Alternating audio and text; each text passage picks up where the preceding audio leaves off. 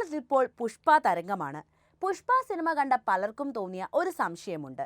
ചന്ദനത്തിനേക്കാൾ വിലപിടിപ്പുള്ളതാണോ ഈ രക്തചന്ദനം എന്ന കാര്യം?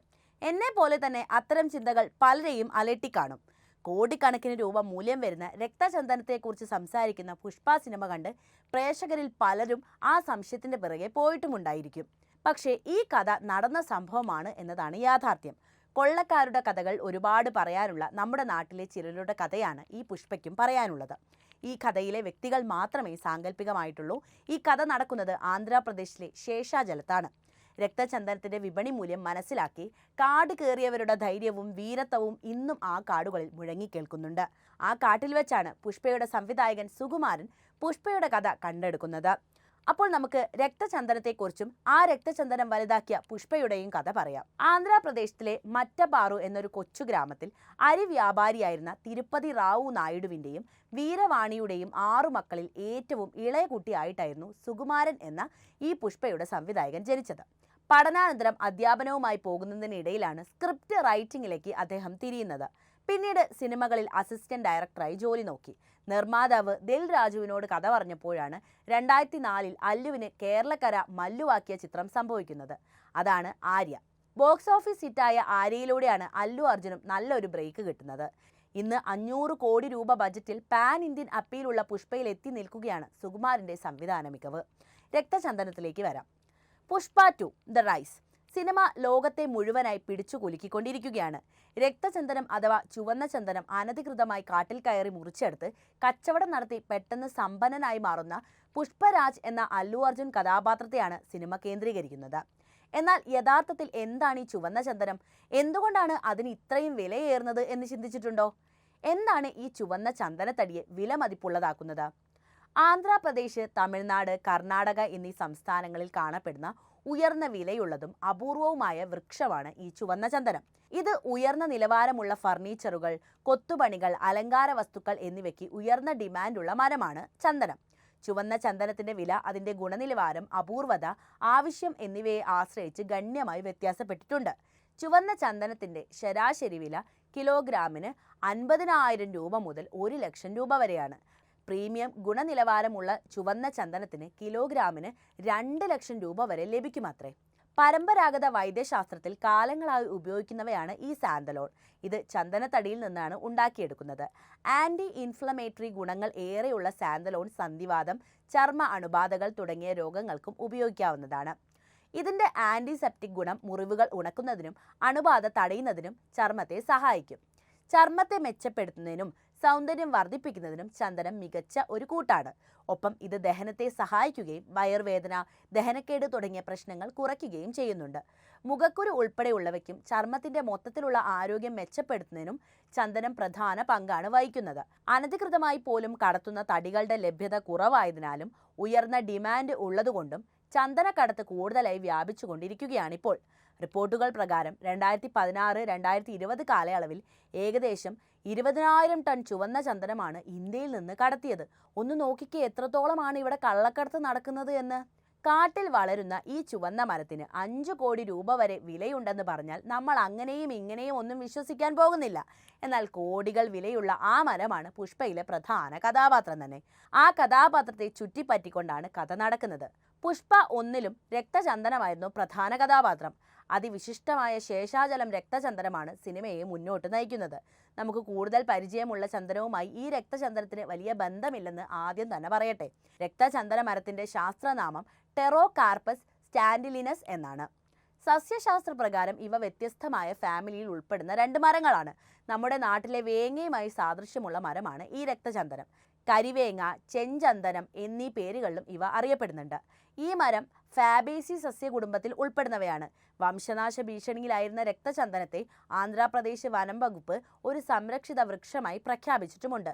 സാധാരണ ചന്ദനത്തടിക്ക് അതിൻ്റെ സുഗന്ധമുണ്ടാകുമല്ലോ, എന്നാൽ രക്തചന്ദനത്തിന് അങ്ങനെ ഒരു മണമില്ല. അതുകൊണ്ട് തന്നെ കാട്ടിലെ രക്തചന്ദനത്തെ കണ്ടെത്തുക അല്പം ബുദ്ധിമുട്ടുള്ള കാര്യം തന്നെയാണ്. പലരും രക്തചന്ദനമായി കണ്ട് മറ്റ് പല മരങ്ങളും കടത്തിയ ചരിത്രവും കാടിനുണ്ട്. പൂർണ്ണ വളർച്ചയെത്തുമ്പോൾ 8 മീറ്ററോളം നീളവും 1 മീറ്ററോളം വണ്ണവും ഉണ്ടാവുന്നതാണ് ഈ രക്തചന്ദനത്തിന്. മൂപ്പെത്തുമ്പോൾ മുതലയുടെ പുറത്തുള്ളതുപോലെ ഒരു ശൽക്കങ്ങൾ ഇതിൽ ഇളകി വരാറുണ്ട്. ഇത് കണ്ടെത്തിയിട്ടാണ് ചന്ദന കൊള്ളക്കാർ ഇത് രക്തചന്ദനമാണെന്നും ഇതിന് വലിയ വിലയുണ്ടെന്നും തിരിച്ചറിഞ്ഞ് വെട്ടിക്കൊണ്ടു പോകുന്നത്.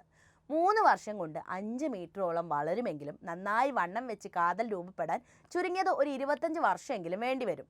ഈ സമയത്ത് ഒരു രക്തചന്ദനത്തിന് 5 കോടി രൂപ വരെ വില കിട്ടും. അപ്പോൾ പുഷ്പ സിനിമയിലെ കഥ സത്യമാണെന്ന് നമുക്കെല്ലാവർക്കും മനസ്സിലായി കാണുമല്ലോ. രക്തചന്ദനത്തിന്റെ കാതലിനാണ് ഇത്ര വിലയുള്ളത്. പ്രായമാകും തോറും മരത്തിന്റെ കാതലിൽ നല്ല മാറ്റവും ഉണ്ടാകും. പ്രായമായ മരങ്ങളിലെ കമ്പുകൾ വെട്ടി തൊലിയും വെള്ളയായ ഭാഗവും ചെത്തി നീക്കി തടി കഷ്ണങ്ങളാക്കി ഉപയോഗിക്കും. പുഷ്പയിലെ സീനിൽ കണ്ട പോലെ തന്നെയാണ് രക്തചന്ദനത്തിന്റെ ഈ കൊള്ളക്കഥ നടക്കുന്നത്. ചന്ദന മരങ്ങൾ തന്നെ കാട്ടിൽ നിന്ന് വെട്ടി വിൽക്കാൻ അത്ര എളുപ്പമുള്ള കാര്യമല്ല. അതിലും റിസ്ക് ഉള്ള ഒരു കാര്യമാണ് ഈ രക്തചന്ദനത്തിന്റെ കള്ളക്കടത്ത് എന്ന് പറയുന്നത്. ടണ്ണിന് അന്താരാഷ്ട്ര വിപണിയിൽ 50 ലക്ഷം രൂപയാണ് വില വരുന്നത്. ഇതുകൊണ്ട് തന്നെ ഇതിനാവശ്യക്കാരും ഏറെയാണ്. രക്തചന്ദനത്തിലെ ഏറ്റവും വിശിഷ്ടമായത് ഈ ശേഷാചലം രക്തചന്ദനം തന്നെയാണ്. ഇതിന് ടണ്ണിന് 1 കോടി രൂപ വരെ കിട്ടുന്നുണ്ട്. ഈ ശേഷാചലത്താണ് പുഷ്പ 2ന്റെ കഥ നടക്കുന്നത്. കടൽ കടന്നാലോ ഇരട്ടി വില കിട്ടും. ചൈനയിലും ജപ്പാനിലും എത്തിച്ചാൽ ടണ്ണിന് 2 കോടി വരെ കിട്ടും. ഇപ്പോൾ മനസ്സിലായില്ലേ പുഷ്പരാജ് എന്തുകൊണ്ടാണ് രക്തചന്ദനത്തിന്റെ ബിസിനസ് ചെയ്തു വരുന്നത് എന്ന്? ഇങ്ങനെയാണ് വിലയെങ്കിൽ എന്തിന് പുഷ്പരാജ് ചന്ദന കള്ളക്കടത്ത് അവസാനിപ്പിക്കണം അല്ലേ?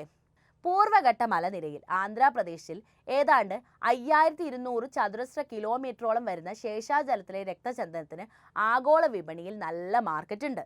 രക്തചന്ദനത്തെ ലോകരാജ്യങ്ങൾക്ക് പരിചയപ്പെടുത്തുന്നതിൽ ആന്ധ്രാപ്രദേശിലെ മണ്ണിന് വലിയ വളക്കൂറുമുണ്ട്.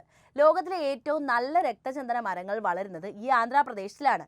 ആന്ധ്രയിലെ കടപ്പ, നെല്ലൂർ, കർണൂൾ, പ്രകാശം, ചിറ്റൂർ ജില്ലകളിലാണ് ഇവ കൂടുതലായിട്ട് കണ്ടുവരുന്നത്.